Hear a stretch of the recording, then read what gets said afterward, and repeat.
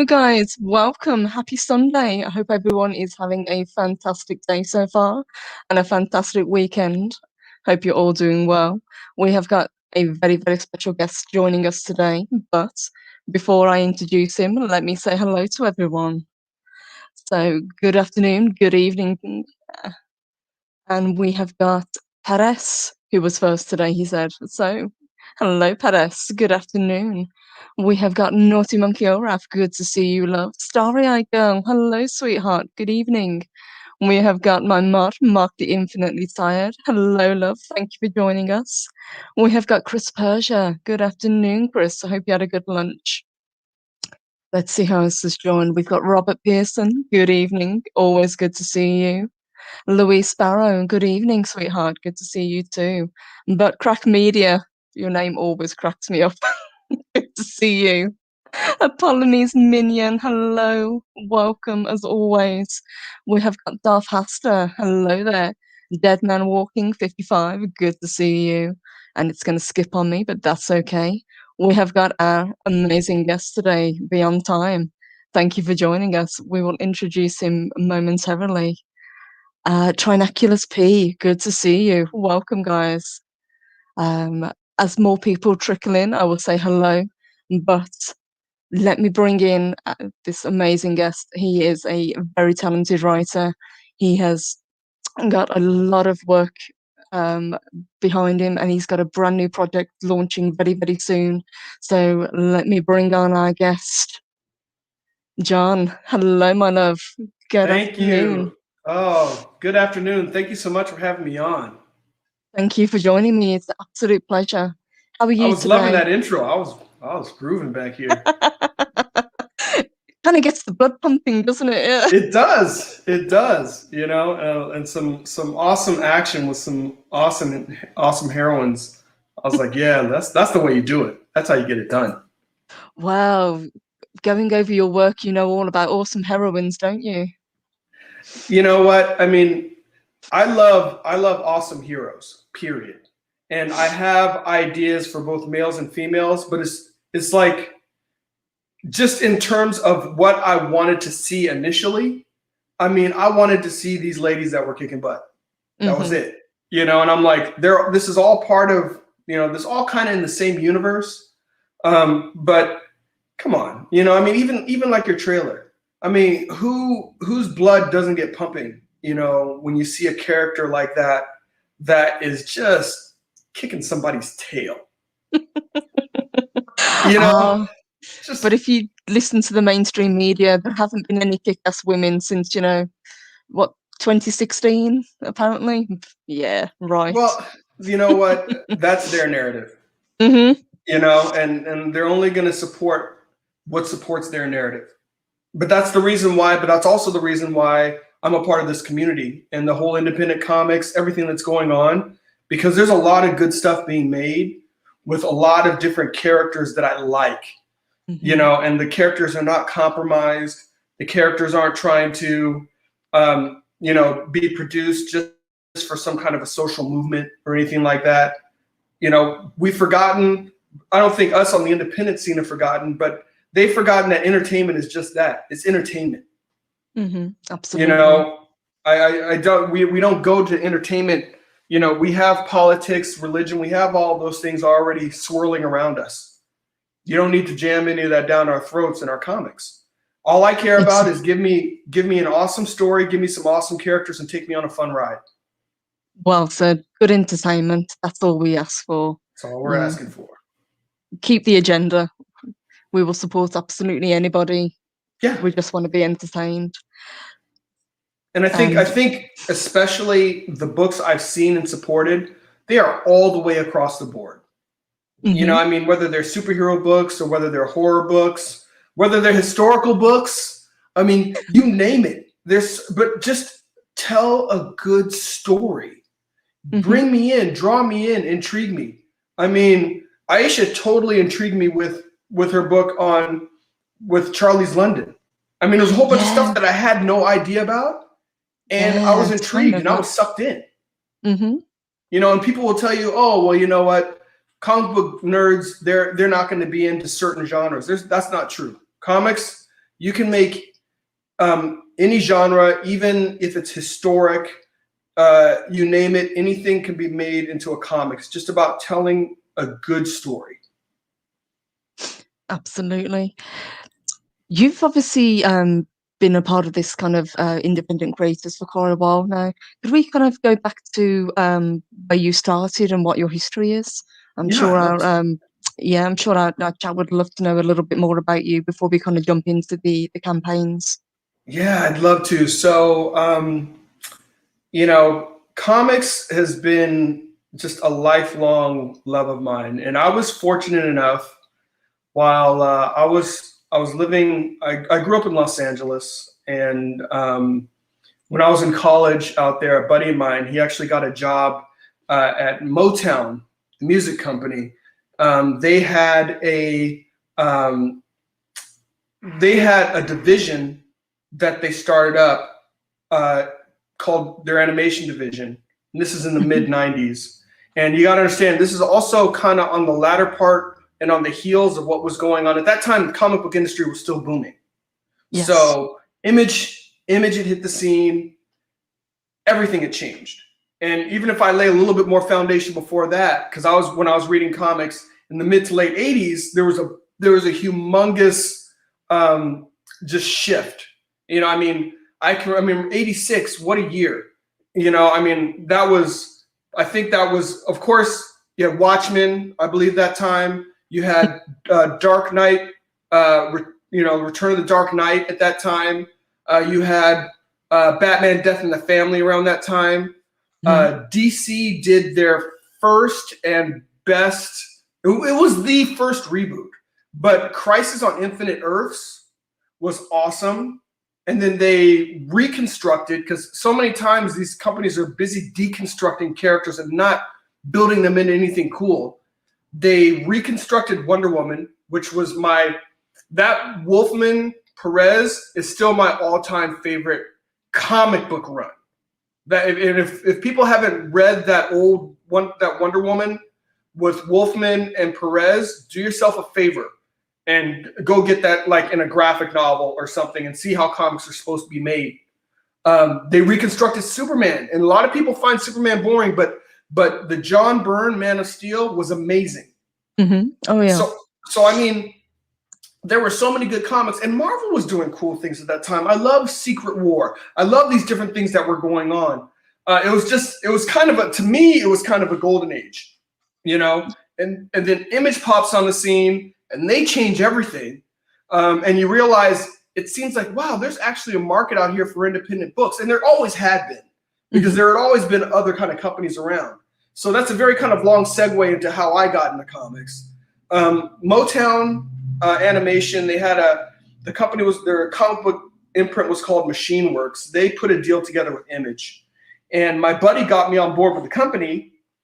And I was literally as a gopher. I was Michael Davis, who was one of the founders of Milestone. I was literally get the coffee, get the donuts, whatever. I was that guy. But I was there with Chris Sotomayor. He was the one that was kind of the head colorist, and he went on to do, he still does a lot of coloring for Marvel.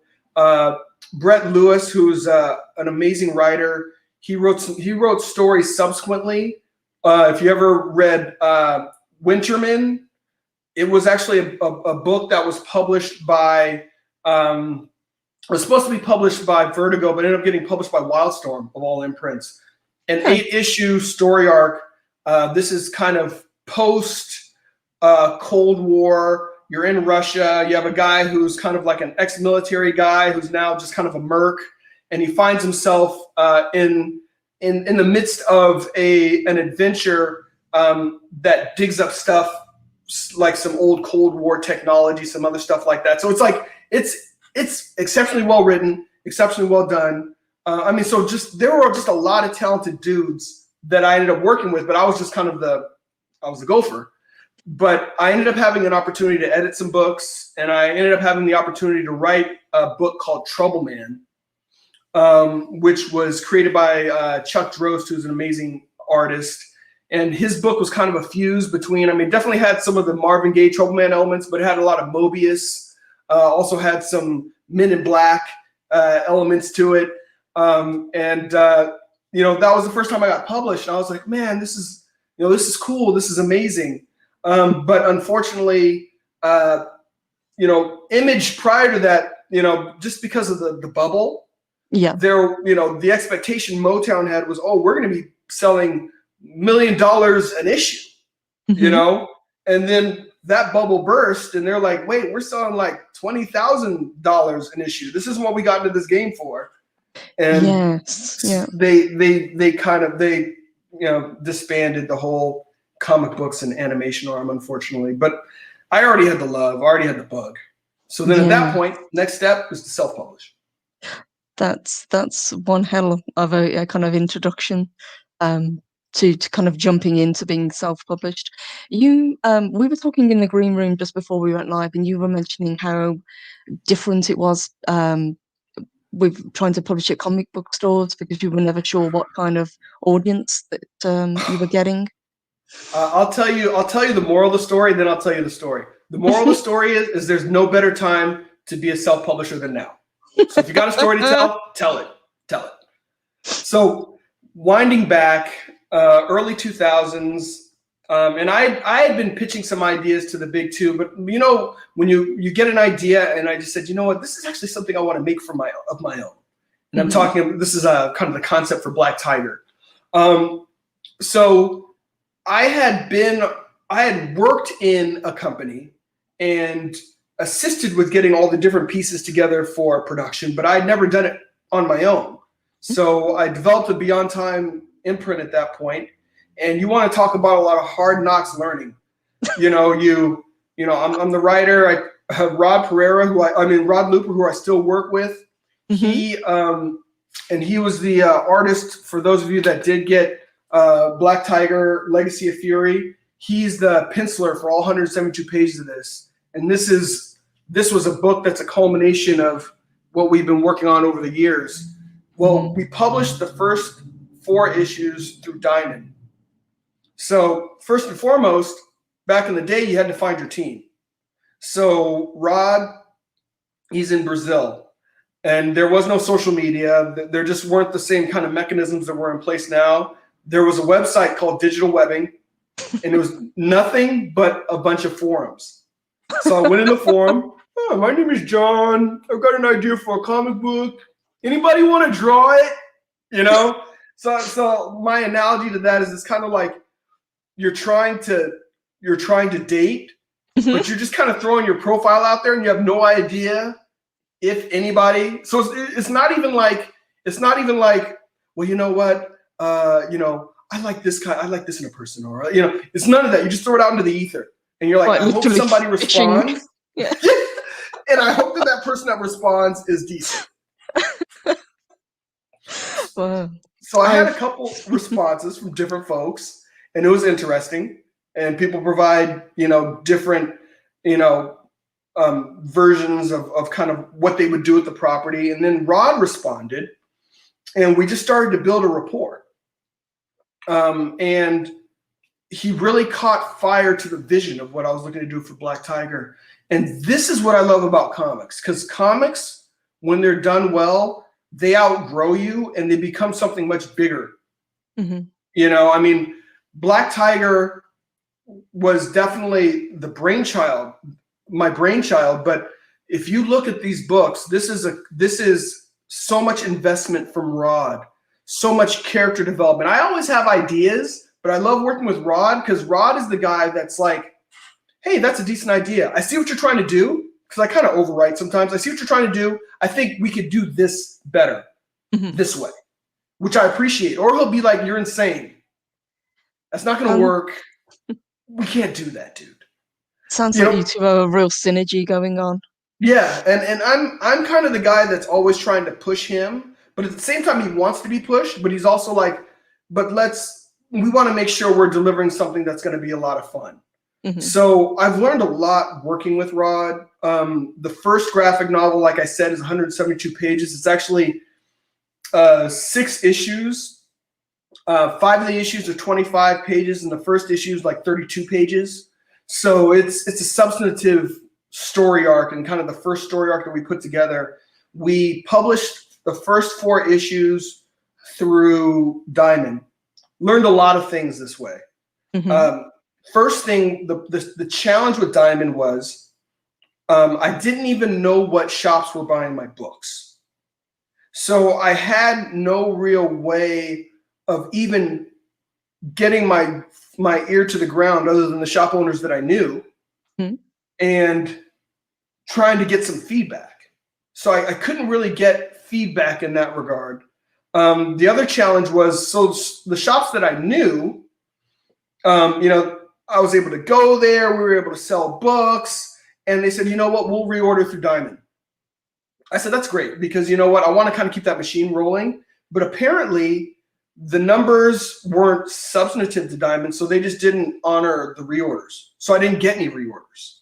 So even if there were shops that wanted more, it wasn't available to them. That must have been incredibly frustrating, because you know the audience is out there and they want your books, and you can't find them. You can't reach them, because unless you had kind of, you almost had to be able to reach every shop independently, and that was kind of a daunting, and just there was no real kind of place where you could get all the information that you needed for something like that. Mm-hmm. And then you're kind of banking on the fact that info email address is going to go somewhere, someone that's actually going to read it, and care. It seems to be a very kind of hit and miss way that they went about it, absolutely, and not exactly conductive for someone like yourself who's trying to build, a fan base, trying to get in touch with the people that clearly love your work. And and I think that was the challenge. I think they built a machine that was not conducive to independence. It didn't give independents a way to build their brand or to build their audience. And it wasn't cheap to get into their book either as an independent. Mm-hmm. So you needed to buy ad space, which is understandable. I'm fine with that, But when you're talking about Diamond's preview, that book was a Bible every month. And the first 3/4 of it was all DC and Marvel. Mm-hmm. And you get deeper into it, you get Image, you get Dark Horse. There were some other imprints that kind of came and went, like CrossGen and you name it. Mm-hmm. And then after you've gone through all those pages, then you can finally get to little old folks like me. If you still have any stamina to be looking at anything in that book.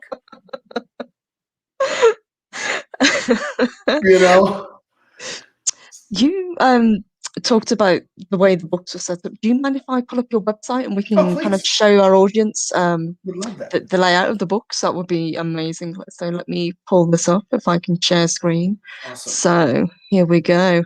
So this is beyondtime.com, and this is the Legacy of Fury series. So this is where the Black Tiger started, isn't it?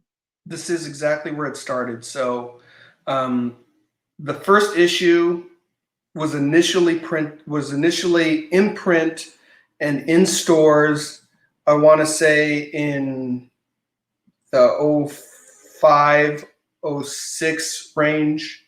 Mm-hmm. I learned a lot during that process as well. And just for folks that are making projects, you've got, so it was March 2004 was when it was physical. So when you're making your project, you're investing so much into your story. And I guarantee you're probably getting, if you're not the penciler, you're getting the right penciler. And, you've got all this stuff, getting the right inker. But let me tell you, the colors and the letters will make or break your book. Mm-hmm. And, I had amazing penciler, amazing inker.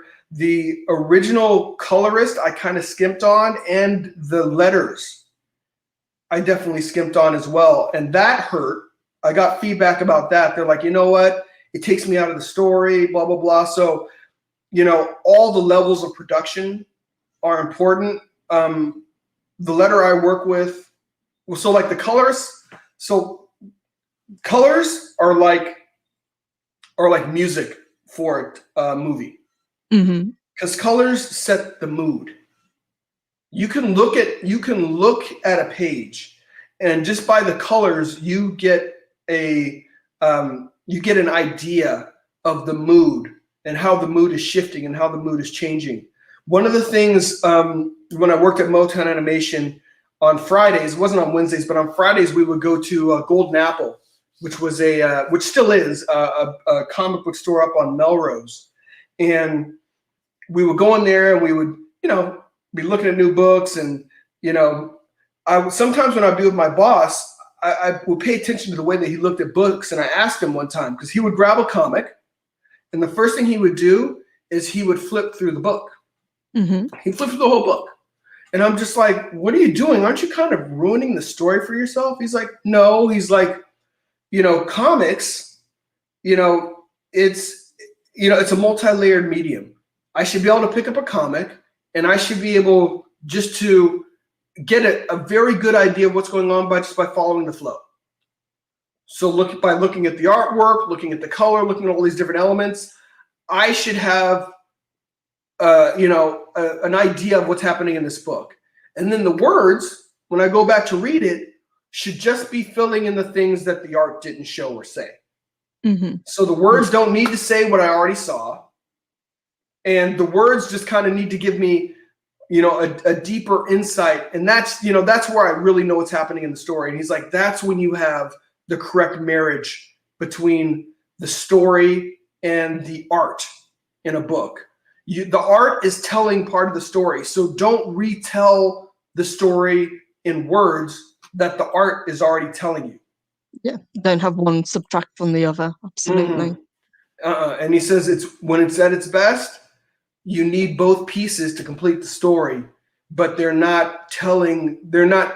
getting some of it from the art, you're getting some of it from the scripting. And that's why I think the writing is just an iterative process. So like when I work on a script, I'm pretty, I like to lay out my beats. I like to write out the script. And it's not because I'm saying this is just the law, but when I give the script to the artist knows what I'm thinking. And then once, like for instance with Black Tiger, once Rod knew what I was thinking and I was trying to do, then he's able to say like, I think we can do some of these things differently. I see where you're trying to go, but I think there's a cooler way to do some of these things. And even say some of these things, that's just not as intriguing maybe as you think it is. And just come to a place where you have a story, where you have that red thread that's running through it, kind of where the whole story is revolving around that. But then you have, where you're laying seeds for future stories, and you're developing characters, and hopefully you're bringing some amazing action. I mean, for me, I grew up watching Hong Kong martial arts movies. I love martial arts movies. So Rod knows, and even Marcio, who is the artist on Magna, that I am very anal when it comes to fight choreography in books. So I like that fight choreography. I like that old school Frank Miller, kind of panel by panel, kind of fight scenes. I like that. It shows that you've really invested time. And really follow the flow of the action. Absolutely. Exactly. Yeah. Exactly. And that's something that I love in books, and I love to bring to the books, along with really propelling the story and just the character development elements. I mean, that's one of the things that kind of growing up when I did, so I had a lot of influence from the American comics, but I had a lot of influence from like heavy metal, and a lot of started reading a little bit of some of the manga here and there, and some of the stuff that I really appreciated, particularly about stories that you'd have in heavy metal or even manga stories, is appreciating and respecting a story arc and understanding when a character's arc is complete. Yes. That's one place where American comics, I think, have struggled. And I don't blame American comics for that, because like we have the kind of the foresight of looking back, because when I look at the characters, when I look at characters like a Batman or Superman, they have no idea where this stuff was going or what they were building. But kind of now, as we're building out worlds, we kind of know that, like, you know what? Are these characters going to grow, or are we just going to stay stunted and keep telling the same stories over and over again? And, you know, do we have the courage? You know, like some characters, they carry a mantle. Do we have the courage to move that mantle onto a different character? Absolutely. Well, if you think back to, say, the beginning of Superman to Batman, these comics were just kind of serials. So it was a one and done story. You know, comics back then were kind of classed as, you know, disposable media, I suppose. You know, people didn't think to collect them. You know, it was, you know, kids would buy the book, read the book, move on to something else, you know. You know, they were on newsprint. Yeah, funny books, absolutely. Yeah. But now, thanks to creators like yourself, people invest so much more time into these books. They find characters that they love, that they can identify with. I know that's a very, you know, PC thing to say, but you can, and you don't have to see yourself in the character, but you can most definitely identify with them and what they're going through, and you know, that's what attracts people to them. I agree with that, and I think people can't be concerned about, you know, well, let me make sure that everybody likes my character. That's not what makes a character real. You know, I mean, there's some characters that they resonate with me, but it's not because I'm even like them. They resonate just because there's so much truth to that character, or there's elements that even if you despise those elements about that character, you're like, yeah, that's right. You know, and when you tell stories that way and you build characters where people are like, it's not so much you gotta love every character, but the characters elicit a response from you. You know, those are the good characters, and not the response that this just sucks, this is trash. That's not the response you want. But you know, you know, this character is kind of stirring something up in me, even if this character is pissing me off. You know, this character is eliciting something, you know, that's real. Absolutely. And I think that's what I love. I see people are making their stories, they're telling their stories, and they're not compromising in telling their stories. And that's, as a comic book reader, that's what I want. You know, I don't bring, so when I come to read a comic, and this is just me, of course, everybody has their own philosophy, they've got their own theology, mythology, everybody's got all that, and I've got that too. But when I come to read a comic book, I don't come to a comic book hoping somebody to reflect my thoughts and my beliefs. That's the last thing I do. When I come to a comic, I want somebody to tell me a good story. Tell me what you want to make. You're not going to hurt my feelings. You know? As a creator, I imagine the absolute last thing that you want is apathy from your readers. You know, whether they love them, hate them, identify with them, challenge them. That's what you want as a creator, I would imagine. Yeah, and you want people to have that kind of visceral response to characters. And, you know, there's, even with all these different characters, I mean, the humanness too. You know, it's like, you know, I had somebody kind of responding, you know, to kind of the first Black Tiger, and she was just saying, like, man, you know, she's like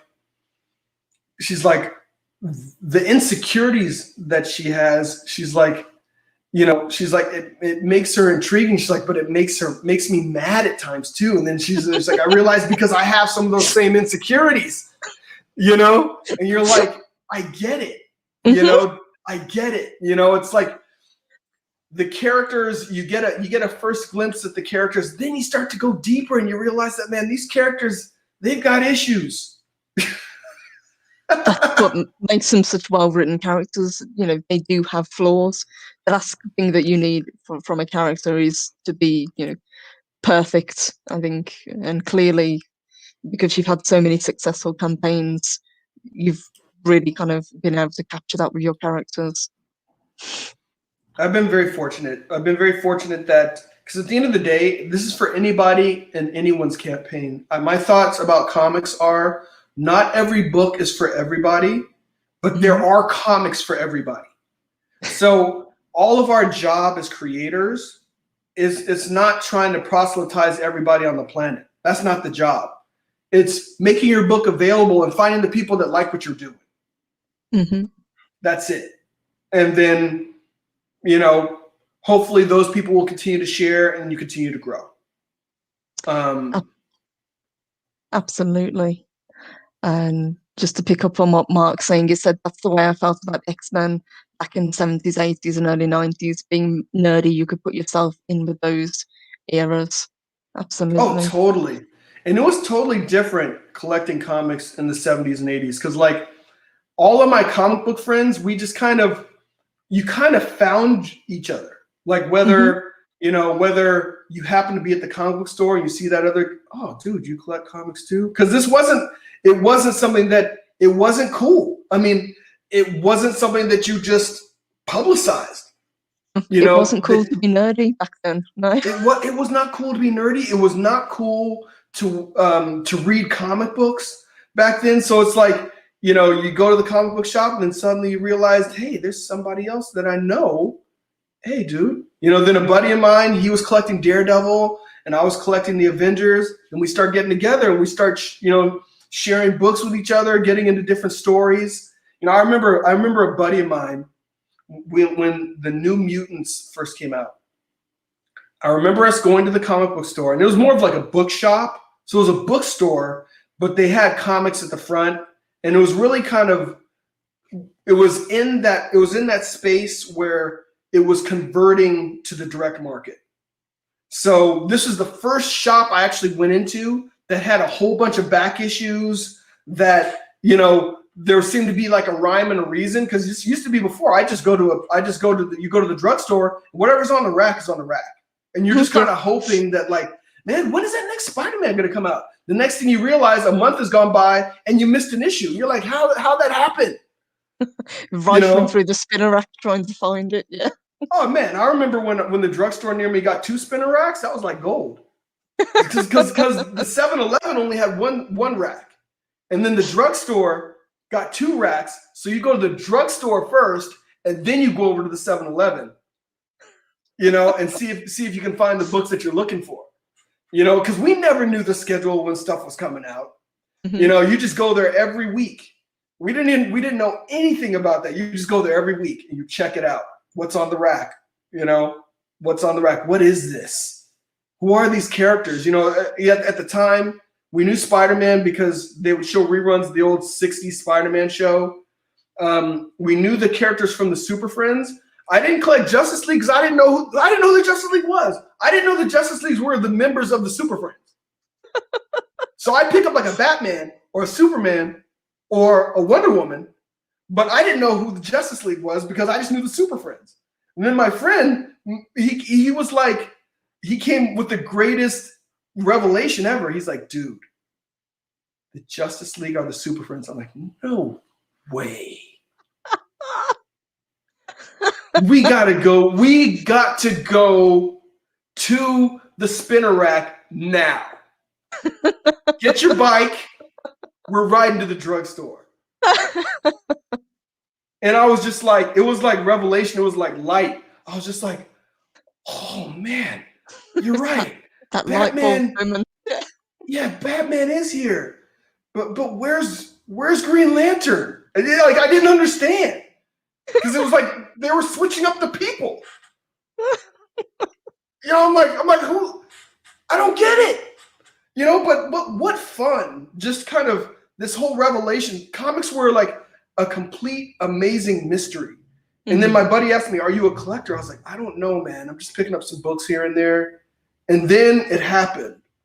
I think it was Avengers. I want to say it was 182. I forgot which one it was, but it turns out it was a book written by Michelini, but it was drawn by John Byrne, mm-hmm. who I was going to subsequently go on to absolutely love his work. And it had this giant Crusher Creel. He was on a barge. He had absorbed the power of the barge, so he was giant. It was the first appearance of Miss Marvel. the Miss Oh. Marvel I love. Hmm. It was the first appearance of her in the Avengers, which I didn't know. And he's holding her up like he's King Kong. He's holding Miss Marvel. Vision is there, who I didn't know, but I did know Iron Man. The Beast was there, and a buddy of mine had X-Men books, so I kind of knew the Beast, but he kind of threw me off. Like sometimes he was blue, sometimes he wasn't, you know. But I was like, but I read this book like 3 times, and then I told my mom we were sitting at the dinner table, and my mom's like, "You need to put away your comic book. You know, we're eating dinner." So I told my mom, "I'm now a comic book collector," and she's like, "That's good. Finish your string beans. Finish your string beans." That was her response to the proclamation of my life, that I am a comic book collector. You know, I am 2 feet in on this secret society of nerddom that you can't let like just folks at school know about. I was now part of this secret society, and I was meeting more and more folks, whether I go to the comic shop or whatever. Oh man, he collects comics too. So then it's like we wouldn't talk about it at basketball practice, but then afterwards, like, "Hey man, did you get that? Oh yeah, I got that. Did you get that? Yeah, okay, Clandestine about it, isn't it? Yeah, oh, like, you had to be clandestine because there was the kid who brought his collection to school, and it ended really badly for him. Oh, I can imagine. Yeah. Yeah, and it was ugly. It was ugly, you know. And you're just like, "Oh no, dude! Oh no! Oh no! They're grabbing his comics. No! Oh no! Oh, there it goes. No!" Yeah, it's ugly, man. It was like an episode of Vikings. It was like he was getting blood eagle. I was like, we were like, you know. Oh, shed a tear for that. Yeah. Oh yeah. It was like the blood eagling of comics. I was like, oh man, no. So you just learned, stay on the down low. Everybody, you know, keep it quiet. You know, because at first one of my buddies was like, "Hey man, you know, let's make a comic book club." We're like, "Nope, not doing that." You know, there was actually a D&D club. That was okay. But we couldn't have a comic book club. That was too much. Just as a side note, do you find it kind of frustrating now that everybody claims to be kind of a geek and a nerd, and they say, "Oh, you know, it was always like this. You know, people were never really welcome, especially, you know, either, you know, women, minorities." I won't speak for you, That's obviously, complete. but Let me tell you yeah. something. That's a complete lie. And even if you listen to like hip hop back in the 80s, like I remember. So this is how I met one of my comic book buddies, my comic book geek buddies. I bought the first Public Enemy album on wax, and I'm listening to, I think, the last song on the first side, and he's rhyming about Prince Namor, Thor, and all this kind of stuff. And I'm with my buddy listening to the album, and I saw him react. I'm like, "What do you know about Namor, dude?" He's like, "That's the Submariner." I'm like, "What? You know about Namor?" Oh my gosh. Then all of a sudden you started realizing there's a lot of people that were just kind of on the DL, but it wasn't cool. And it was never a white phenomenon. No. You know what I mean? It was just kids, black kids, Asian kids. One of my buddies, who's one of my best friends to date, when we were in first grade, so I was still young enough that I could wear my Spider-Man shirt and not get beat up. I was wearing a Spider-Man shirt, and he rolled up to me. We were in summer school. A Chinese kid rolls up to me and says, "Man, Thor would whip Spider-Man." I was like, "Dude, Thor is this sucker with long hair. He can't whip Spider-Man." I had no idea how much more powerful Thor was than Spider-Man. I didn't know anything. But we were going at it. We were talking all kinds of trash. He showed me some Thor comic books. I was like, "Okay, yeah, man, you're right, but I still love Spider-Man." And Spider-Man versus the God. That's how I met one of my best friends through school. Just, you know, in first grade, wearing the Spider-Man shirt, and he just rolls up on me and just says, like, "Thor would beat Spider-Man up." I'm like, "No way. Nobody beats Spider-Man." You hear me? Nobody. I love those discussions. I love the back and like, "Oh no, this person's more powerful than this person, or this team is more powerful than this team," and that's, you know, that's what I miss as well. But thankfully, because we've now got YouTube, we've now got, you know, so much more ability to connect with people. We can kind of get back into these conversations that we had Oh when yeah. we were kids. In the 80s, they had something called Marvel Universe. So they basically, it was an encyclopedia that Marvel had of characters, and it would give descriptions, and it would give like how strong they were. And oh my goodness, you got to realize these were nothing but like if you used to watch a Transformers cartoon, at the end it would be like Devastator, and it would tell you it was nothing but just telling you about a character. Each page was a different character. So you start in the A's, and they did this for at least a year, man. Everybody, I mean, I didn't get every issue of that, but we all wanted every issue of Marvel Universe because there you have it in writing. You know, so and so is stronger than such and such. You know, that was such a huge deal. I think they showed Spider-Man. They said Spider-Man could lift like 10 tons. Then they showed like Thor, he could lift like 90. Yes. Finally having the official, Like the official stats, yeah. You know, and then we were reading it, and you're reading it's like, we're like, man, Abomination, he can lift like 150, 200 tons. Hulk can only lift 100, but Hulk could get stronger as he got angrier. So they said there really was no cap on his strength. So we were just like, oh man, this was like, dude, they're dropping science on us. Like, I mean, and these guys at the time, you could tell they loved it. You could tell they loved these characters. You know that when they were making that, they were geeking out themselves. Oh gosh, yeah. You can tell whoever wrote these stats, you know, they sat down and they thought long and hard about these, you know, these characters and what they could actually do and how powerful they are in comparison to other characters within the same universe. Maybe we'll eventually have to make like an independent comic version of like the Marvel Universe, like, you know, and just put all these different characters in there with their characteristics, and I don't know. That would be amazing. I'd buy it. I'd totally buy it. Because there's so many cool characters that people are making right now. No, we're going to talk about your upcoming project in a little bit, but if you don't mind, I know you've also got a project that's almost coming to an end at the moment as well, haven't you? Could we talk a little bit about that? Yes. If I pull this back up. Yeah. So Magna, The Last Pantheon. First and foremost, I want to thank everybody that has supported this book. We have, as you can see, the books are in hand, the 3 different versions of the book. And it basically, if you're looking on the website, it's the equivalent of the first 3 issues that you get there on the website, is what makes up volume 1 of Magna, The Last Pantheon. We have shipped the books out to everybody that's backed, except for those that have a commission. I've seen 5 of the 10 Marcio Abreu commissions, and they look awesome. That one is sold out. Rod has 2 commissions that he's currently been backed for. We're gonna close this coming Friday. We're gonna close out the commission option because we want to be able to get the commissions into everybody's hands. So you'll still be able to get the books if you want to get the graphic novels. And then we're closing the campaign entirely on May 17th. May 17th. Okay, cool. How have you found this campaign? I mean, obviously it's been very successful. It's, you know, every campaign is a learning experience. I'm learning from other people's campaigns. You know, I didn't do any stretch goals. So I just kind of have what I have. There's 6 beanies left. There's a number of these books that people can still get their hands on. There were some prints and commissions, and that's it.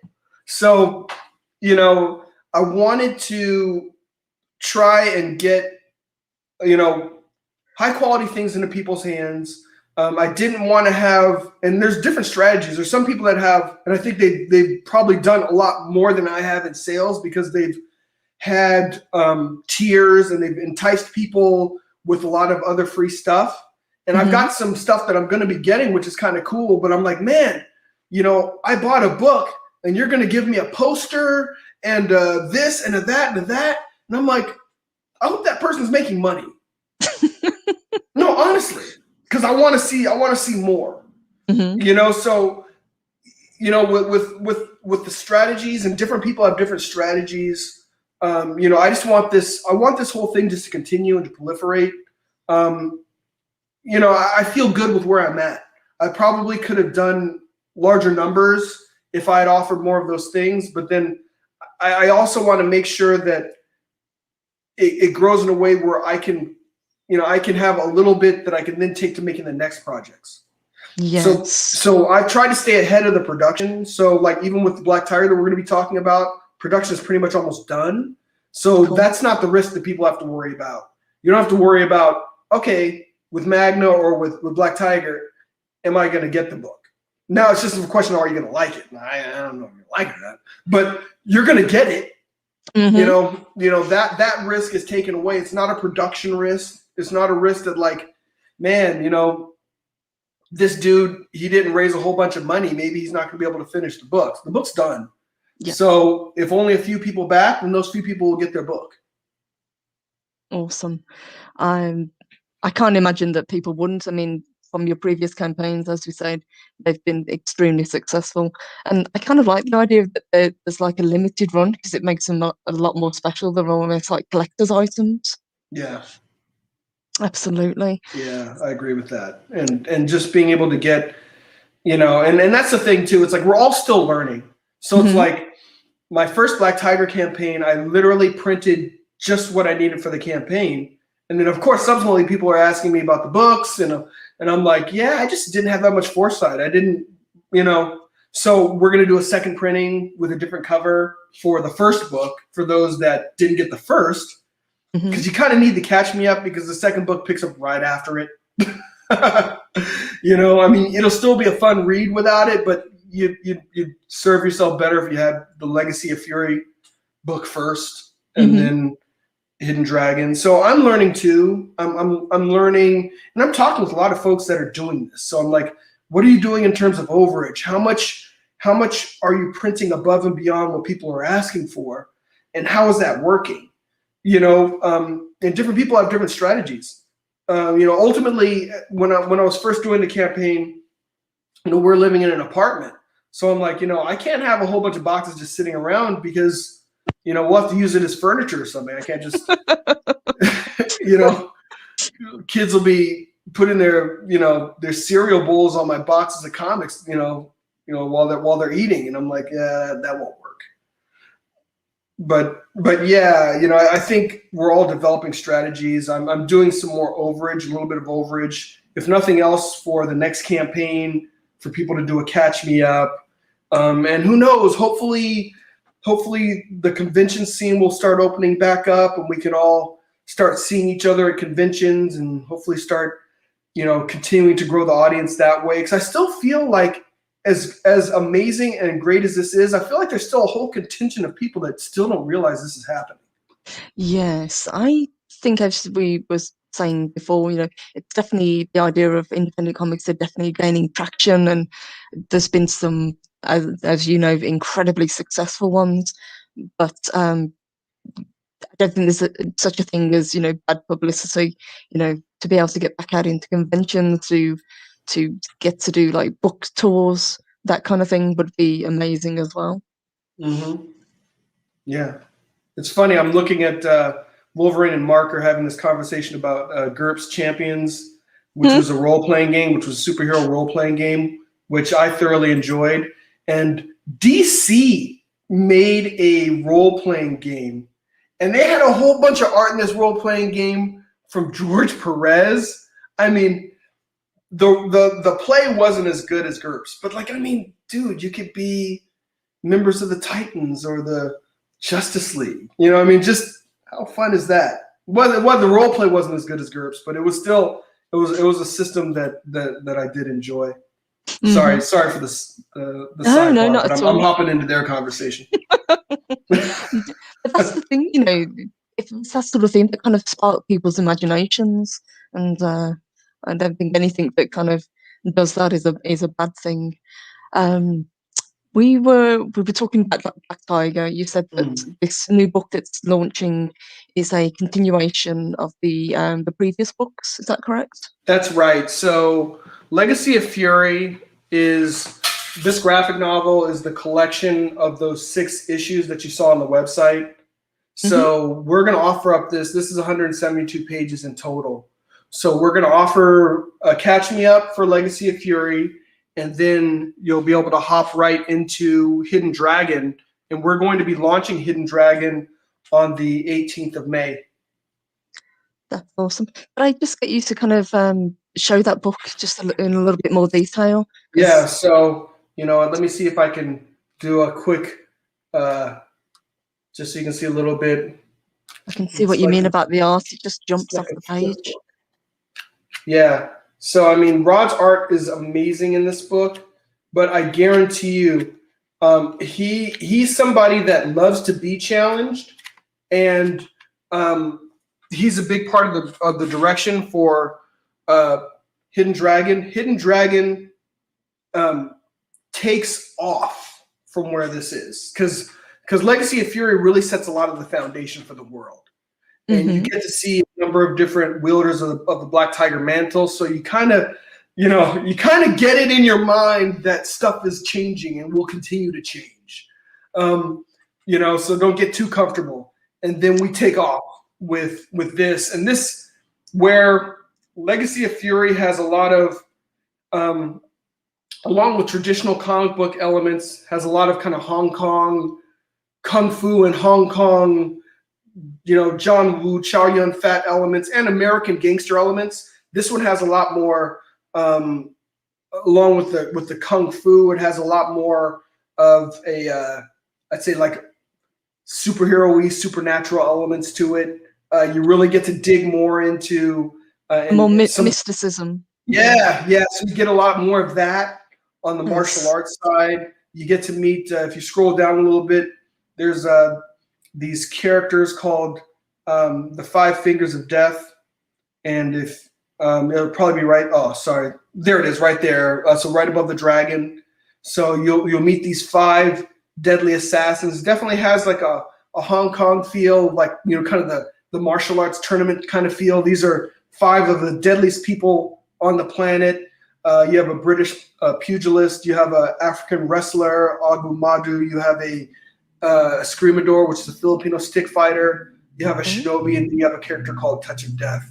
And they end up being kind of the right hand of the ultimate villain that Black Tiger is trying to, is learning more about. She's learning more about how her father, who's the prior Black Tiger, how he died, and she starts to see more of how he's posthumously being dishonored. And you can't have a kung fu.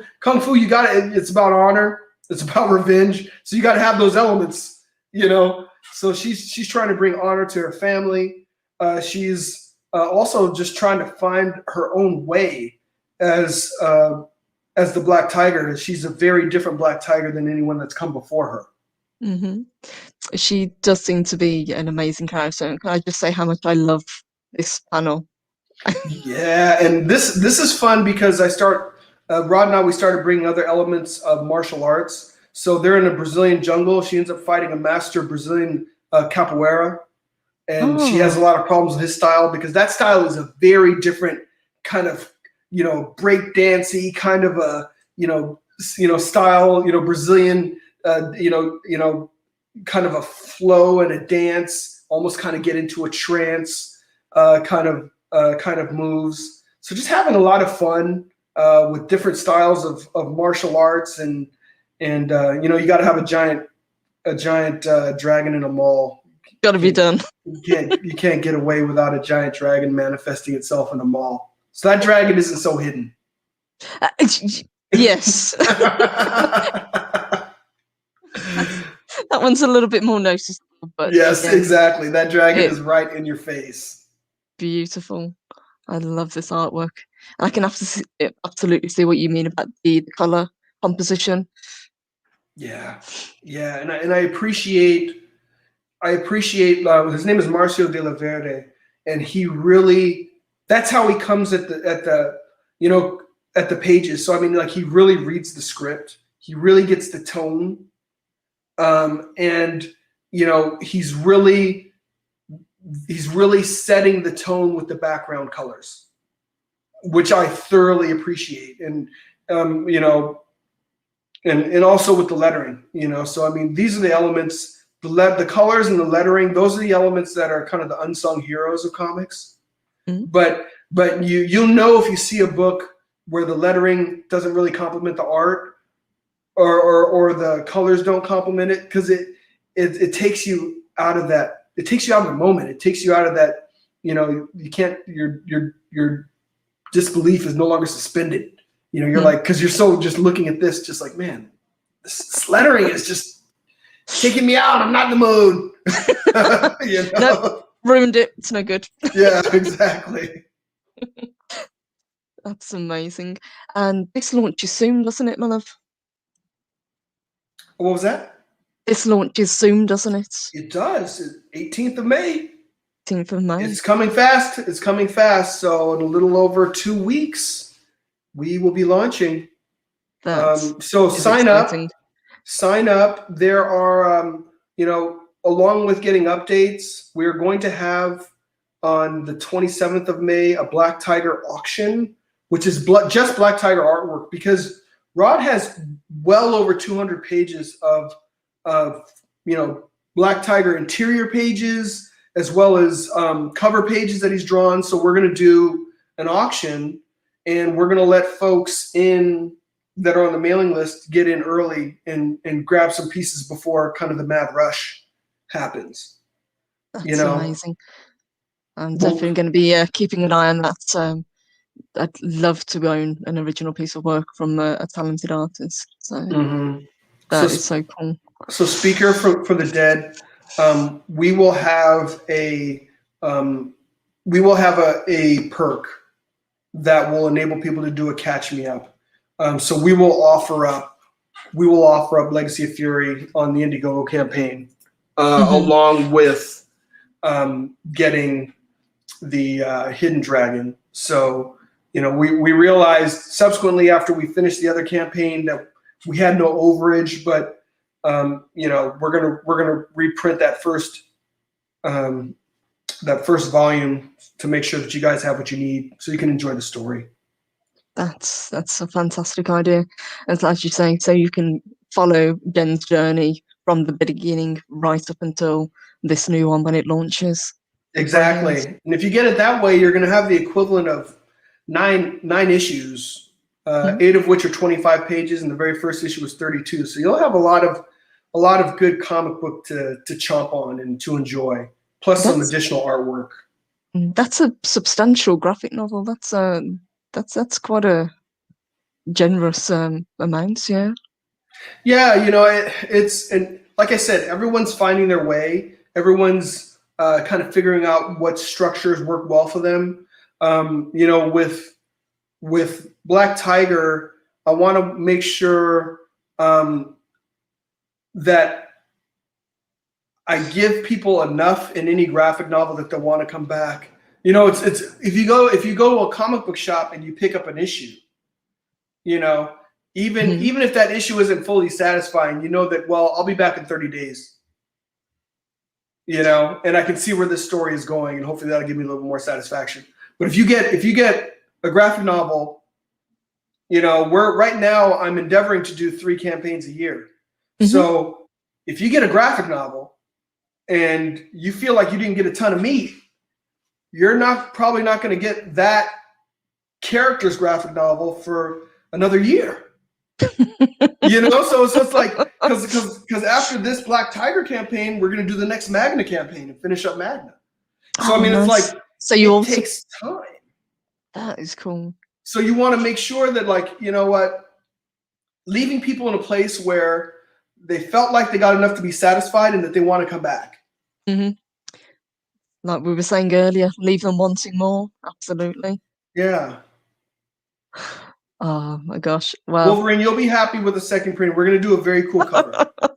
I promise. We're gonna do a very cool cover. That comment did make me smile. Oh my gosh.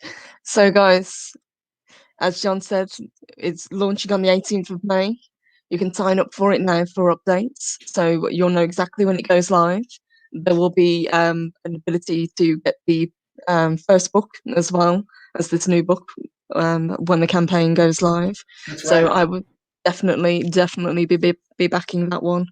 Guys, as we always say, support independent creators, because this is where the talent is, this is where the passion is. This is where it's all at, people. I mean, we've all said our piece about what's going on in the mainstream, but at the end of the day, I'm fine with it. And somebody asked me, why are you fine with it? I said, because there's a whole movement now of independence where I can get books from people that love what they're doing. So at the end of the day, all I do is vote with my dollars. Like I said, I love comic book shops. I said, but if they're not, if I'm going to a comic book shop, I'm getting something old. I'm getting something, that I was trying to get my hands on. There's some Beasley books that I'm trying to get my hands on. There's some other books I'm trying to get my hands on. But in terms of new content, it's indie all the way for me. It is, yeah. And sadly, classic comic book shops are going the way of the dodo because of what's happened in the last year, and because people just aren't buying books anymore. They're at least independently owned stores are sadly closing down, and it's getting a lot harder to kind of get that kind of classic comic book store experience that we used to have when we were kids. Oh man, and that was amazing. I mean, because like you felt like when you went to the comic book store back in the day, it's like there are so many good books to choose from, and I'm like, how much money did Mom give me? Golly, I mean, we were literally like, okay, not eating lunch today. You know what I mean? Just a hangry kid. But I've got some extra money for some comics. My mom was like, "What is wrong with you? You're acting like you're just gonna explode." And they realize you haven't eaten since breakfast. What is wrong with you? I gave you lunch money. I'm like, no, this is comic book money. This is more important. This is comic book money. I can definitely see that. Oh my gosh, John, thank you so much for joining us. Before we wrap up, tell our audience where they can find you and how they can support you, because obviously we say independent creators all the way.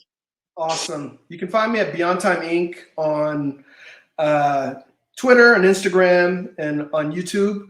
And you can find Magna. That'll be closing out on May the 17th. So if you want to get your hands on that, go ahead and do so. Would really appreciate that. And sign up for the Black Tiger mailing list. There'll be some other perks that come along with having signed up early. Still figuring those things out, but definitely will make it worth your while. Fantastic. There you go, guys. Please support this talented writer, because he's clearly got a vision, and that's what we like here. That's what we like to support. John, thank you. This has been a fantastic interview. I really appreciate getting to chat with you. Thank you for your time. I really appreciate it. And thanks to everybody in the chat. It's a lot of fun. You're welcome. Would you come back and join us again once the campaign's launched? You know what? I would love to come back and join you when the campaign is launched. And I would love to bring my dude, Rod Luper, with me. He